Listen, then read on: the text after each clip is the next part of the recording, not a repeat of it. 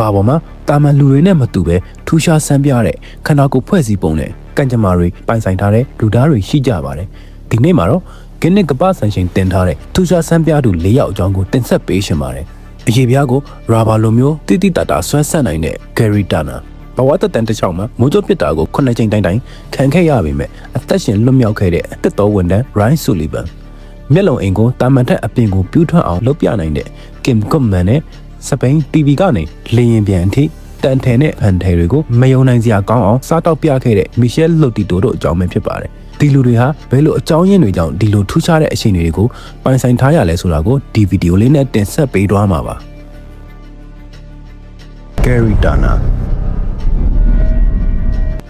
ပြည်တိုင်နိုင်ငံသားဂယ်ရီတာနာဟာသူ့ရဲ့ခန္ဓာကိုယ်အရေးပြားတွေကိုတာမန်လူတွေထက်မယုံနိုင်စရာကောင်းလောက်အောင်စက်ကူလိုရာဘာလိုမျိုးဆွဲဆက်နိုင်တဲ့ထူးဆန်းတဲ့ခန္ဓာကိုယ်ဖြစ်စဉ်ကြောင့်ဂင်းနစ်ကပ္ပဆန်ရှင်တင်ထားခဲ့သူဖြစ်ပါတယ်လူတွေကသူ့ကိုအလက်စတစ်မန်သူမဟုတ်ရာဘာလူသားလို့လူသိများကြပါတယ်ဂယ်ရီဟာ1996ခုနှစ်အောက်တိုဘာလ29ရက်နေ့လန်ဒန်မြို့မှာဂင်းနစ်မှတ်တမ်းအဖွဲ့နဲ့အတူလာရောက်တိုင်းတာမှုတွေပြုလုပ်ခဲ့ပါတယ်သူဟာသူ့ရဲ့ဝမ်ဘတ်အရေးပြားကိုအရှိတ်ဘက်ကို6.25လက်မအတူမဟုတ်15.8စင်တီမီတာအထိရှစ်ထွက်အောင်ဆွဲဆန့်ပြနိုင်ခဲ့တာကြောင့်ကမ္ဘာအရေးပြားဆွဲဆန့်နိုင်ဆုံးသူအဖြစ်မှတ်တမ်းတင်ခံခဲ့ရပြီးအခုထက်ထိဒီဆန်ရှင်ကိုဘယ်သူမှမရှိုးပြတ်နိုင်သေးပါဘူးသူ့ရဲ့အရေးပြားတွေကဘယ်လောက်ထိဆွဲဆန့်လို့ရလဲဆိုရင်ဘိုက်ကအရေးပြားကိုဆွဲပြီးစပွဲတင့်ခုံလိုလောက်ကပေါ်မှာပီယာခွက်တင်ပြနိုင်တယ်လို့လေပင်ကအရေးပြားပေါ်ကိုဆွဲတင်ပြီးသူ့ရဲ့မေးစေးတစ်ခုလုံးကိုလုံအောင်အုပ်ပြနိုင်တဲ့အထိစမ်းကြယ်လာပါတယ်ဒါကိုဆေးပညာအရာလေ့လာကြည့်တဲ့အခါမှာတော့ Ehlers-Danlos syndrome လို့ခေါ်တဲ့အလွန်ရှားပါတဲ့မျိုးရိုးဗီဇဆိုင်ရာအရေးပြားယောဂတစ်မျိုးကြောင့်ဖြစ်တယ်လို့ဆိုပါတယ်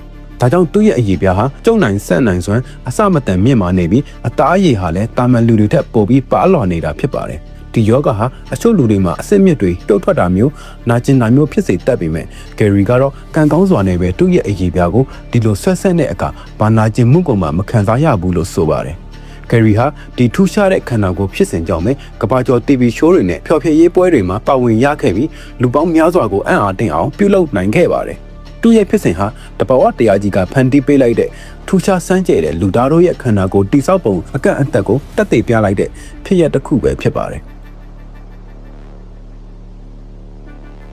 Ryan Sullivan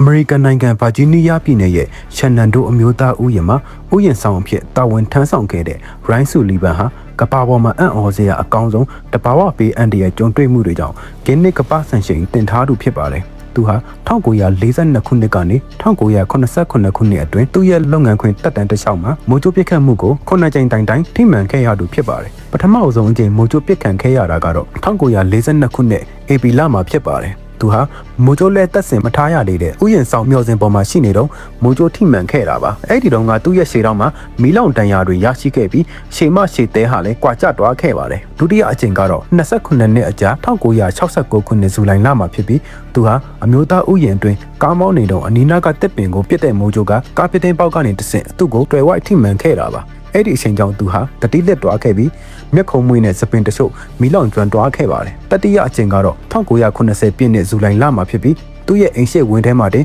transformer ကိုပြစ်တဲ့မိုးကြိုးကတဆင့်သူ့ရဲ့ပခုံးကိုလျှက်စီးကူးဆက်ခဲ့တာကြောင့်မီးလောင်တန်ရာရခဲ့ပါတယ်စတုတ္ထအချိန်ဖြစ်တဲ့1982ခုနှစ် AP လမှာတော့ဥယျာဉ်ဆောင်ရုံခန်းထဲမှာရှိနေတော့ရုံခန်းကိုမိုးကြိုးပစ်ရာကနေသူ့ရဲ့စပင်တွေဒုတိယအချိန်မီးလောင်ဆွဲခဲ့ပါတယ်ဒီလိုအချိန်ချင်းဖြစ်လာခဲ့တဲ့အတွက်ရိုင်းဟာမိုးရွာရင်ကားထဲမှာပဲပုံနေလေးရှိပြီးခေါင်းပေါ်မီးလောင်ရင်ငိမ့်သက်ဖို့ရေပုံးတပုံးကိုပါအမြဲဆောင်ထားရတဲ့အထိမိုးကြိုးတံကိုတတိထားလာခဲ့ပါတယ်ဒါပေမဲ့လည်းသူ့ရဲ့လုပ်ငန်းခွင်တဘာဝအရာမိုးကြိုးပေးနဲ့ထပ်မံကြုံတွေ့ခဲ့ရပါတယ်ပင်စမအချိန်ဖြစ်1983ခုနှစ်ဩဂတ်လမှာဥယျာဉ်တွင်ကားမောင်းနေတော့မိုးကြိုးထပ်မံထိမှန်ခဲ့ပြီးသူ့ရဲ့စပင်တွေတတိယအကြိမ်ဘီလောင်ခဲ့ပြန်ပါတယ်ဆဋ္ဌမအကြိမ်ကတော့1986ခုနှစ်ဇွန်လမှာဖြစ်ပြီးလမ်းလျှောက်နေတုန်းကောင်းကင်ကတင်တိုက်တွေကနေပြစ်လိုက်တဲ့မိုးကြိုးတံကြောင့်ရှေ့ကျင်းဝက်တံရရခဲ့ပါတယ်နောက်ဆုံးတတမအကြိမ်ကတော့1989ခုနှစ်ဇွန်လမှာဖြစ်ပြီးသူဟာရေကန်တစ်ခုမှာငါးများနေတော့မိုးကြိုးပစ်ခံခဲ့ရတာကြောင့်ရင်ပတ်နဲ့ဗိုက်မှာမီးလောင်တံရတွေပြင်းထန်စွာရရှိခဲ့ပြီးဆေးရုံတက်ခဲ့ရပါတယ်တိတ်ပံပညာရှင်တွေနဲ့တင်ရှာပညာရှင်တွေရဲ့တွက်ချက်မှုအရတာမန်လူတယောက်ဟာသူ့ရဲ့တက်တန်တစ်ချောင်းမှာမိုးကြိုး9ကြိမ်တိုင်အပစ်ခံရဖို့အခွင့်အရေးဟာကတိပေါင်းများစွာမှာတယောက်ပဲရှိနိုင်တဲ့အလွန်အမင်းထူးဆန်းတဲ့ဖြစ်စဉ်ဖြစ်ပါတယ်ရိုင်းဟာ တောတောင်တွေလွင်ပြင်တွေမှာအမြဲလက်ကင်းပတ်ရတဲ့ဥယျာဉ်ဆောင်တစ်ယောက်ဖြစ်လို့တာမန်မျိုးပြလူနေမှုထက်မိုးတက်မုန်တိုင်းတွေနဲ့ပို့ပြီးထိတွေ့ရတာမှန်ပေမဲ့အခုလိုအကြိမ်ကြိမ်မိုးကြိုးအပြစ်ခံရပြီးပြင်းထန်တဲ့ပို့အာတန်ကိုခန္ဓာရည်ရှိရှိနဲ့အသက်ရှင်ကြံရစ်ခဲ့တာကတော့ကြီးမားတဲ့အံ့ဩစရာတမိုင်းဝင်ဖြစ်ရတစ်ခုဖြစ်ခဲ့ပါတယ်။ဂင်းနစ်ကပ္ပဆိုင်ရှင်မှတ်တမ်းဖွဲ့ကမိုးကြိုးအပြစ်ခံရမှုအများဆုံးနဲ့အသက်ရှင်ကြံရစ်သူအဖြစ်ကပီးမှတ်တမ်းတင်ပေးခဲ့ပါတယ်။ Ryan Sullivan ဟာ1983ခုနှစ်မှာတော့တဘာဝအတိုင်းကွယ်လွန်ခဲ့တာမဟုတ်ပဲစိတ်တန်ရာနဲ့ကိုယ်ပိုင်အကြောင်းပြချက်တချို့ကြောင့်ကိုအဆုံးစီရင်ပြီးကွယ်လွန်တွားခဲ့ပါတယ်။ဒါပေမဲ့သူကွယ်လွန်တွားခဲ့တဲ့အထိကပ္ပသမိုင်းမှာမိုးကြိုးဘေးအန္တရာယ်ကိုအကြိမ်ကြိမ်ခံနိုင်ခဲ့တဲ့တဦးတည်းသောမိုးကြိုးလွဲလူသားကြီးအဖြစ်မှတ်တမ်းဝင်နေစေပဲဖြစ်ပါတယ်။ Kim Goodman အမေရိကန်နိုင်ငံရှီကာဂိုမြို့မှာနေထိုင်တဲ့ကင်ကွန်မန်ဟာမိမိအလိုလျောက်မျက်လုံးအင်ကိုအပြင်ဘက်ဆုံးထိပြူထအောင်လုပ်နိုင်တဲ့အထူးဆန်းတဲ့ခန္ဓာကိုယ်ဖြစ်စဉ်ကြောင့်ဂင်းနစ်ကပ္ပဆန်ရှင်တင်ထားသူဖြစ်ပါတယ်။လူတွေကသူမကိုမျက်လုံးအပြူးနိုင်ဆုံးလူသားလို့လူသိများကြပါတယ်။ကင်ကွန်မန်ဟာသူမမှာဒီလိုထူးခြားတဲ့တဘာဝရှိမှန်ကိုအသက်10နှစ်ကျော်အရွယ်ဟော်လုံဝင်းပွဲတော်တစ်ခုမှာစတင်တတိထားမိခဲ့တာပါ။အဲ့ဒီပွဲမှာသူမဟာဟော်ကီကစားရမှာစောင်းတဲ့အုတ်ထုပ်အမာကြီးနဲ့ခေါင်းကိုအရှင်ပြင်းပြင်းရိုက်မိခဲ့ပါတယ်။အဲ့ဒီလိုရိုက်မိခဲ့တဲ့အချိန်ကြောင့်သူမရဲ့မျက်လုံးနှစ်ဖက်ဟာအပြင်ကိုပြူးထွက်လာခဲ့တာဖြစ်ပါတယ်။အစပိုင်းမှာတော့သူမဟာမျက်လုံးတွေကြွကြလာပြီးအထင်နဲ့အလွန်ထိတ်လန့်တွားခဲ့ပေမဲ့နောက်ပိုင်းမှာတော့မျက်လုံးအိမ်ကိုထိခိုက်ဒဏ်ရာရတာမျိုးမရှိပဲစိတ်ကြိုက်အတွင်းထုံလုံနိုင်မှန်းသိရှိတွားခဲ့ပါတယ်။ဒါကိုဆရာဝန်တွေတိတိကျကျစစ်ဆေးကြည့်တဲ့အခါမှာတော့ဒါဟာမျိုးရိုးဗီဇထူးခြားမှုကြောင့်ဖြစ်တယ်လို့ဆိုပါတယ်။ကင်ကွန်မန်ရဲ့မျက်လုံးအိမ်အနောက်ကကြက်သားတွေနဲ့အာယုံကြောတွေဟာတာမန်လူတွေထက်ပိုပြီးဆန့်ထွက်နိုင်စွမ်းရှိတယ်လို့မျက်လုံးအိမ်တိဆောက်ပုံကလည်း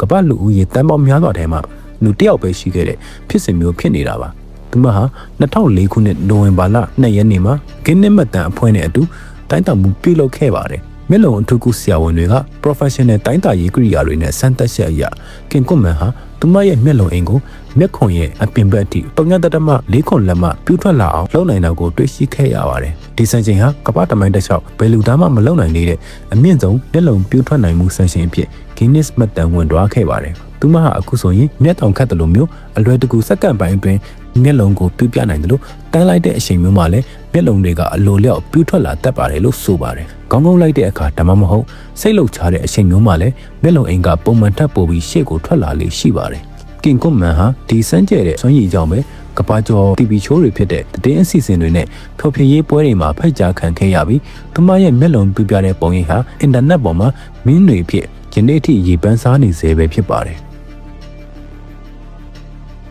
Michel Lotito ကျွန်တော်တို့လူသားတွေတာမန်လူတွေစားလို့မရတဲ့တန်ထဲရာဘာနဲ့ပလတ်စတစ်တွေကိုနေ့စဉ်မုတ်လိုမျိုးစားပြပြီးဂင်းနစ်ကပ္ပစံချိန်တင်ခဲ့တဲ့လူထူးဆန်းတစ်ယောက်ရှိခဲ့ပါတယ်။သူကတော့ပြင်သစ်နိုင်ငံသား Michel Lotito ပဲဖြစ်ပါတယ်။1950ပြည့်နှစ်မှာမွေးဖွားခဲ့တဲ့ Lotito ဟာတက်9နှစ်အရွယ်မှာတင်တငယ်ချင်းတွေရှိဖန်ခွက်တစ်လုံးကိုကိုက်ဝါမျိုးချပြခဲ့ပြီးသူ့ရဲ့ထူးခြားတဲ့စွမ်းရည်ကိုစတင်ပြသခဲ့တာပါ။ဒါကိုဆရာဝန်တွေကတေချာစစ်ဆေးကြည့်တဲ့အခါမှာတော့သူ့မှာပိုင်ကာလို့ခေါ်တဲ့အစာမဟုတ်တဲ့အရာဝတ္ထုတွေကိုစားခြင်းစိမ်ဖြစ်ပေါ်စေတဲ့ထူးဆန်းတဲ့စိတ်ယောဂတစ်မျိုးရှိနေတာကိုတွေ့ရှိခဲ့ရပါတယ်။ဒါပေမဲ့စိတ်ဝင်စားစရာကောင်းတာကသူ့ရဲ့အစာအိမ်နေရနဲ့ဦးလန်းချောင်းဟာတာမန်လူတွေထက်2ဆလောက်ပိုပြီးထူထဲနေတာပဲဖြစ်ပါတယ်။ဒါတွေမကတွေပဲသူ့ရဲ့အစာအိမ်ကထွက်တဲ့အစာရှည်အက်ဆစ်တွေဟာလည်းအလွန်ပြင်းထန်လွန်းတာကြောင့်တန်တွေဖန်ထဲတွေကိုခန္ဓာကိုယ်ထဲမှာတင်စိတ်မသင့်စေပဲရှည်ဖြတ်ပြီးပြန်လည်ဆွန့်ထုတ်နိုင်စွမ်းရှိခဲ့ပါတယ်။ Lotito ဟာတန်တွေကိုအလွယ်တကူမျိုးရှာနိုင်ဖို့အတွက်အပိုင်းစတသေးလေးတွေဖြစ်အောင်အရင်ဖြတ်တောက်ပါတယ်။အဲ့ဒီနောက်မှာတော့လေချောင်းထဲမှာတန်ရွှွန်တွေညစ်မတွားစေဖို့အစီတစ်မျိုးကိုအရင်တောက်ပြီးမှရေအမြောက်များနဲ့တန်ပြားတွေကိုမျိုးရှာလေးရှိတာဖြစ်ပါတယ်။သူ့ရဲ့တက်တန်တစ်ချောင်းမှာစားပြခဲ့တဲ့အရာတွေကတော့မယုံနိုင်စရာပါပဲ။သူဟာစပိန်18စီဈေးဝယ်လဲ15ခုရုံးမြင့်တန်ကြားဆက်9လုံးကွန်ပျူတာတစ်လုံးအဝတ်စားတွေအပြင်အတုပတ်ခေါင်းတလားကိုပါစားပြခဲ့ပါသေးတယ်။သူ့ရဲ့တမိုင်းတစ်လျှောက်အကြီးမားဆုံးဆန်ရှင်ကတော့လေရင်တစ်စည်းလုံးကိုအပိုင်းပိုင်းဖြတ်ပြီးအကုန်စားပြခဲ့တဲ့ဆန်ရှင်ပဲဖြစ်ပါတယ်။ Lotito ဟာနေ့စဉ်တန်ထဲအလေးချိန်2ပေါင်နီးပါးစားသုံးခဲ့ပြီး1959ခုနှစ်ကနေ1998ခုနှစ်အတွင်းသူစားခဲ့တဲ့တန်ထဲစုစုပေါင်းအလေးချိန်ဟာတန်ချိန်6တန်နီးပါးရှိခဲ့ပါတယ်။ ဂင်းနစ်ကပ္ပဆန်ရှင်မှတ်တမ်းအဖွဲ့ကသူ့ကိုကပ္ပအစမ်းဆုံးအစားတောက်ဆန်ရှင်ရှင်အဖြစ်ဂုဏ်ပြုစုပြပေးအပ်တဲ့အခါမှာလဲLotitoဟာအဲ့ဒီဂုဏ်ပြုစုပြတစ်စိတ်ကိုပါအပိုင်းပိုင်းကိုက်ဝါပြီးစားပြခဲ့ပါသေးတယ်။အံ့ဩစရာကောင်းတာကLotitoဟာတန်ထဲတွေကိုအလွယ်တကူရှေ့ဖြတ်နိုင်မိမဲ့ကျွန်တော်တို့စားနေကြငါပြောတိဒါမှမဟုတ်ကြက်ဥပြုတ်လိုမျိုးနူးညံ့တဲ့အစားအစာတွေကိုစားတဲ့အခါမှာတော့အစာမကြေပဲပိုင်အောင်ပိုင်နာဖြစ်လေရှိတာပါပဲ။ လိုတီတိုရဲ့ထူးဆန်းလာတဲ့စားတောက်မှုပုံစံကြောင့်ကျမကြီးထိခိုက်နိုင်တယ်လို့အားလုံးကထင်ခဲ့ကြပေမဲ့လိုတီတိုဟာပုံမှန်လူတစ်ယောက်တိုင်းပဲတက်ရှင်နေထိုင်သွားခဲ့ပြီး2006ခုနှစ်အသက်55နှစ်အရွယ်မှာကွယ်လွန်သွားခဲ့ပါတယ်အဆုံးထိကြည့်ရှုပေးတဲ့တူတယောက်ချင်းစီကိုကျေးဇူးအများကြီးတင်ပါတယ်ခင်ဗျနောက်လည်းဒီလိုထူးဆန်းတဲ့ဗီဒီယိုတွေကိုကြည့်ရှုနိုင်ဖို့ကျွန်တော်ရဲ့ channel လေးကို like and subscribe လုပ်ထားပေးပါအောင်ခင်ဗျကဲနောက်ဗီဒီယိုမှာပြန်တွေ့ကြမယ်ဗျာ